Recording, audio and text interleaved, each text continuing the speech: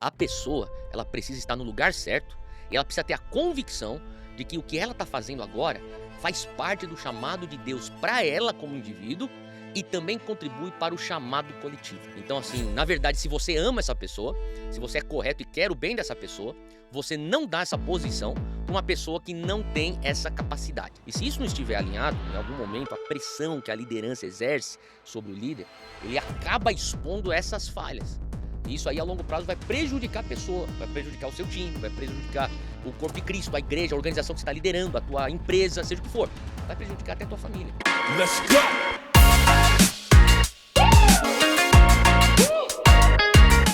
Fala pessoal, Theo Hayashi aqui, sejam bem-vindos a mais um episódio do podcast do Theo. Que bom que você está aqui. Hoje a gente vai falar sobre liderança. Eu vou trazer aqui para você 5 princípios que você precisa ter consciência e buscar para se tornar um líder melhor e se cercar de líderes bons. Mas antes de eu pular para dentro do nosso conteúdo, eu quero falar para você que está nos visitando pela primeira vez. Seja bem-vindo. Se você ainda não assinou para o nosso canal, dá um subscribe aí, dá também o nosso joinha e também a gente quer que você comente ao longo desse episódio, porque a gente quer escutar o que Deus está falando para você. E você que é já de casa, que bom que você voltou. E a gente tem visto aqui que tem muita gente que está assistindo o nosso conteúdo e ainda não fez um subscribe no nosso canal. Então dá um subscribe para a gente direcionar cada vez mais conteúdos fresquinhos toda segunda-feira para você. Aqui a gente está falando sobre liderança, sobre reino de Deus, sobre assuntos do cotidiano, cosmovisão bíblica, como olhar a sociedade, etc, etc. Então, não fique de fora. Hoje eu tenho esse episódio, eu vou direto ao ponto, porque eu quero falar com você que é líder. E mesmo você que ainda não esteja liderando algo grande, eu queria que você prestasse atenção, porque liderança, ela não começa quando você tem um time, uma equipe, ou até um título, uma posição. Tá? Alguns pensam, eu não tenho ministério, eu não sou líder, ou eu não tenho uma empresa, eu não sou líder. Entenda aqui que liderança começa quando você compreende que você tem uma medida de influência. É isso mesmo. Líder é aquele que carrega influência, porque afinal de contas, liderança nada mais é do que influenciar um grupo ou uma pessoa para sair do ponto A para ir para o ponto B. E quando você percebe que você tem uma medida de influência, que você deve ser sim um bom mordomo disso, aí começamos no caminho certo da liderança. E tem uma pergunta que muita gente me faz. Eles perguntam, Theo, como é que você escolhe as pessoas ou os líderes para sua equipe de liderança? E a minha resposta ela é bem clara. Eu tenho um filtro e é justamente disso que eu vou falar hoje. Eu quero passar para você, abrir aqui o meu playbook, como é que eu faço o filtro para então selecionar as pessoas que vão andar comigo, estarão no meu time. São 5 métricas que eu uso. E eu chamo isso aqui de os 5 Cs da liderança. Então, se você estiver anotando, anota aí, porque eu tenho certeza que se você quer crescer em liderança, isso aqui vai te ajudar. E também, um bom exercício para fazer é que enquanto eu vou por essa lista dos 5 Cs de um bom líder, você também pode começar a olhar para você mesmo. Você faz uma sondagem, uma autossondagem, para enxergar se você tem, então, esses 5 Cs ou esses critérios na tua vida. Então, sem mais delongas, vamos pular aqui para o primeiro C. O primeiro C é o C de competência. Então, falando sobre alguém para compor sua equipe, você não pode ser romântico, tá? Então você tem que procurar de fato competência. Você tem que perguntar aí, será que essa pessoa que está vindo aqui para compor minha equipe, ela tem a competência para estar nessa posição? Você está perguntando assim, será que ela tem habilidade necessária? Ela tem o know-how técnico para essa função? Porque você precisa, discernir se você está colocando alguém em uma posição que ela vai conseguir, sustentar, as demandas da tal posição. Então, assim, na verdade, se você ama essa pessoa, se você é correto e quer o bem dessa pessoa, você não dá essa posição para uma pessoa que não tem essa capacidade, tá. Então, competência tem a ver com você discernir a capacidade para executar a função. Então você quer procurar e ver se ela tem a competência. Porque se você não fizer isso, ao invés de ajudar e direcionar, você como líder acaba expondo essa pessoa e expondo o teu time ao fracasso. Isso aí então seria a irresponsabilidade da sua parte, se você fizer isso, expor essa pessoa. Agora, vamos com calma, porque competência também não é tudo. É o primeiro C, mas eu diria que competência, por mais que seja o primeiro C, não é o mais importante.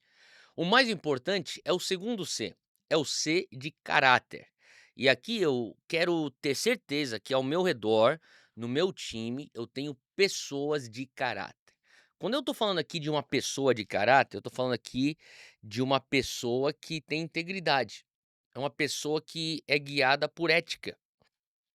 Uma pessoa que ela merece confiança, porque ela já mostrou ao longo do caminho que ela é uma pessoa de palavra, que ela escolhe fazer aquilo que é o correto.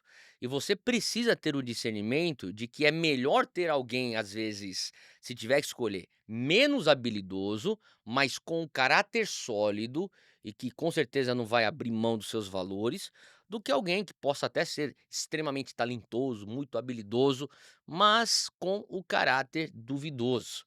Isso sim vai causar muito mais estrago para a organização e para aquilo que você está liderando. Então, quando você foca só na competência, você vai fazer o teu time ter sucesso rápido, sem dúvida.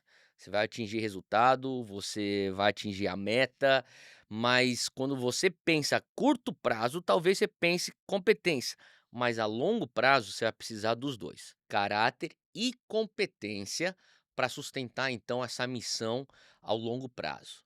Então, a pergunta tem que ser: será que essa pessoa que está vindo aqui, por mais que seja habilidosa, competente, será que ela é íntegra? Será que é uma pessoa verdadeira? Será que essa pessoa tem um coração que é transparente e verdadeiro, a tal ponto de assumir os próprios erros quando vier a errar? Salomão, ele deixa isso muito claro aqui em Provérbios. Eu vou ler Provérbios 22, versículo 1. Ele diz: "A boa reputação ou um bom nome", estou falando aqui de uma fama, né? Ele fala: "Uma boa fama vale mais que grandes riquezas e desfrutar de boa estima vale mais que ouro e que prata". Então, um bom nome, uma boa reputação, isso aí é construído não por talento. Isso aí é construído por consistência de caráter. Então, anota isso aqui que eu vou te falar agora. A competência pode até te colocar na sala, mas é o caráter que te mantém lá dentro. Deixa eu repetir. A competência põe até você dentro da sala, mas o caráter determina se você permanece lá dentro. Porque eu já vi pessoas extremamente competentes alcançarem lugares de influência até rapidamente.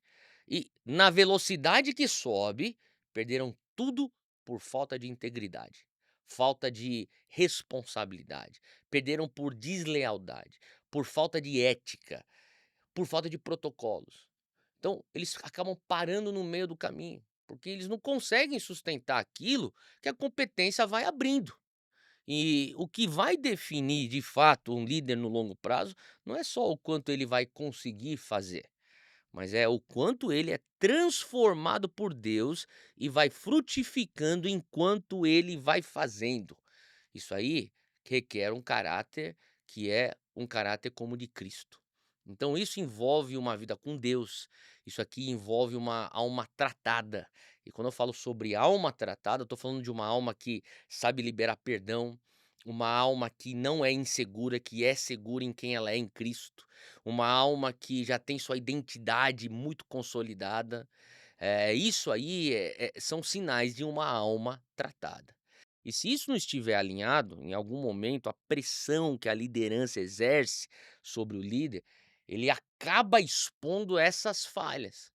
E isso aí, a longo prazo, vai prejudicar a pessoa, vai prejudicar o seu time, vai prejudicar o corpo de Cristo, a igreja, a organização que você está liderando, a tua empresa, seja o que for. Vai prejudicar até a tua família. Inclusive, é um alerta: quanto mais alto a pessoa cresce em influência, a necessidade de um caráter sólido, porque o impacto da queda é diretamente proporcional ao tamanho da influência dessa pessoa.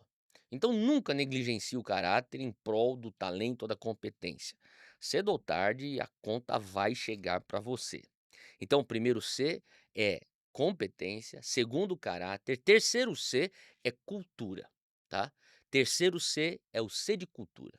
E aqui é onde muita gente erra, porque você pode ter na sua equipe uma pessoa competente, uma pessoa com caráter, mas que ela não está abraçando a cultura do ambiente ou a cultura da organização, a cultura da empresa, a cultura da tua família, a cultura da tua igreja, da tua comunidade de fé. Então, quando eu falo de cultura, eu estou falando aqui de uma forma como vocês fazem e vivem a vida. Você faz as suas coisas, você vive a vida, você exerce a missão. Eu estou falando aqui de algo que é abstrato, é algo que é intangível. O bom asset, ou um bom ativo para a tua equipe de liderança, ele vai entender o espírito da casa. Ele vai absorver, ele não vai lutar contra o espírito da casa, impor seu próprio jeito, pelo contrário, porque um bom líder ele absorve. Um mau líder ele vai tentar lutar e fazer dentro de uma cultura corporativa o seu próprio recinto ou uma bolha. Então, quando isso acontece, começa a surgir uma outra visão dentro daquilo que você já está construindo. E isso aí vai gerar divisão. Duas visões causa divisão. Mais cedo ou mais tarde, inevitavelmente isso vai acontecer. E a Bíblia traz um princípio muito claro lá no livro de Amós. Amós 3:3. Andarão dois juntos se não houver entre eles acordo? Fica aí a pergunta do profeta Amós. É obviamente que não dá para você andar junto com alguém que não está indo na mesma direção que você. E com base nisso, você precisa questionar se as pessoas do seu time, seus liderados, caminham na mesma direção da cultura que você quer construir aonde Deus te deu para liderar. Então a pergunta que você tem que fazer é: será que eu sei que elas são competentes, têm caráter, mas será que essas pessoas abraçam ou acreditam na nossa cultura? Será que existe um alinhamento com aquilo que está sendo construído aqui dentro? Cultura é muito importante até para manter a unidade na organização. O nosso quarto C é o C de conexão. E conexão é o que dá liga, sabe? Aquela química, alguns vão chamar disso. É o que faz o seu time funcionar não só como um corpo que é eficiente, mas um corpo que se sente como família. Conexão. Sabe aquele termo, que nem eu falei já, tem que ter química, aquele entrosamento. É isso, um time entrosado, quando você vê um time jogando esporte, ele nem olha, ele já sabe passar para onde ele vai passar, porque já estão jogando tanto tempo. Ele já sabe onde cada um tá indo, o posicionamento de cada um, sabe? Esse time entrosado, ele joga junto, ele se relaciona, tudo se encaixa, é isso que você quer, conexão.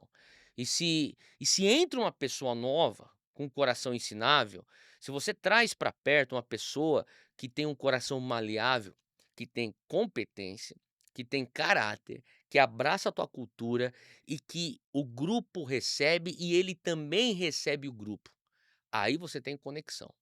Aí você tem liga, você tem esse entrosamento. Não adianta você montar uma baita de uma equipe se não houver uma boa conexão entre elas. Não vai dar essa liga.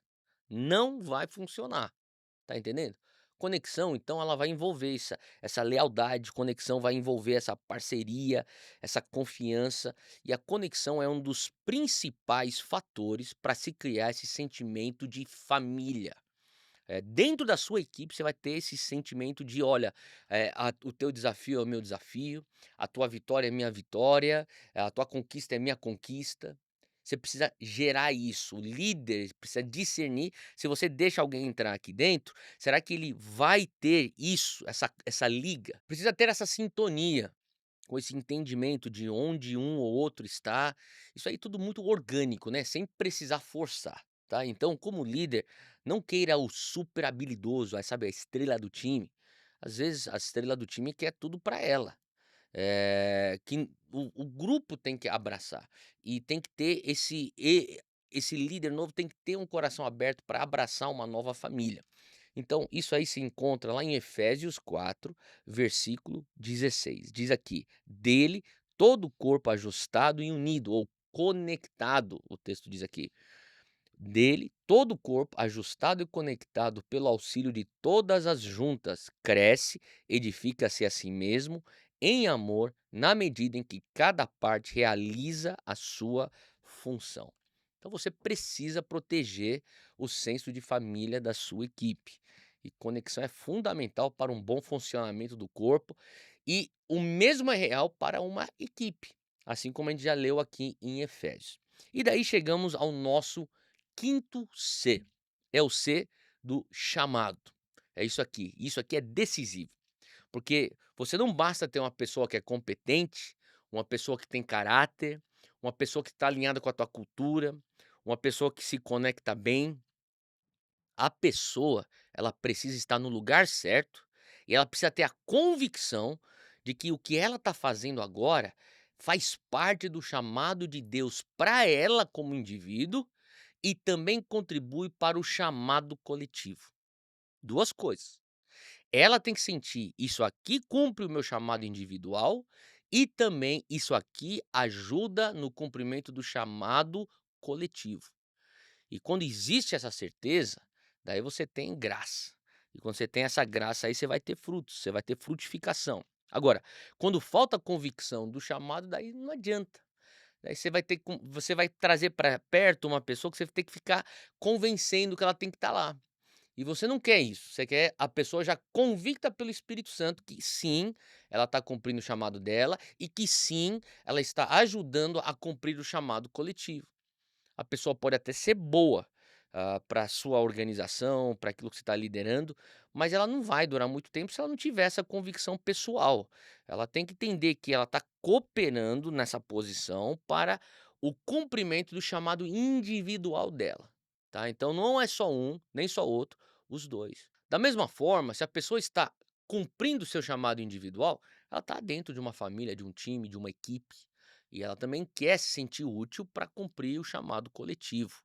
Então, o que você sempre quer é isso aqui que eu chamo de um cenário ganha-ganha, ou no inglês a gente chama de win-win situation, que é ter essa pessoa como parte do time vai fortalecer a organização, enquanto também você vê que isso vai potencializar individualmente o chamado daquela pessoa. Os dois estão ganhando. Tá? Então, você tem que respeitar e potencializar o chamado de Deus para essa pessoa. Mas, importante também, enquanto a gente já chega no final de tudo isso aqui, é você ensiná-la a ter uma visão de aliança com Deus para a sua organização. E um outro episódio eu posso ir um pouco mais fundo sobre aliança. Mas eu queria deixar isso hoje como já um parâmetro, um mapa. Essas são as 5 métricas que eu uso para convocar minha equipe, para eu me analisar como líder, analisar os que já estão comigo na minha equipe pastoral ou na minha equipe de liderança. Você pode aplicar isso no mercado de trabalho também. Eu estou falando aqui das métricas número 1, vamos revisar: competência, depois C de caráter, depois C de cultura, C de conexão e C de chamado. Eu espero que isso aqui te ajude a liderar melhor, que te ajude a expandir seu time com mais sabedoria, com mais entendimento, e que Deus te abençoe, exerça aí os seus 5 Cs e eu vejo você no próximo episódio. Let's go!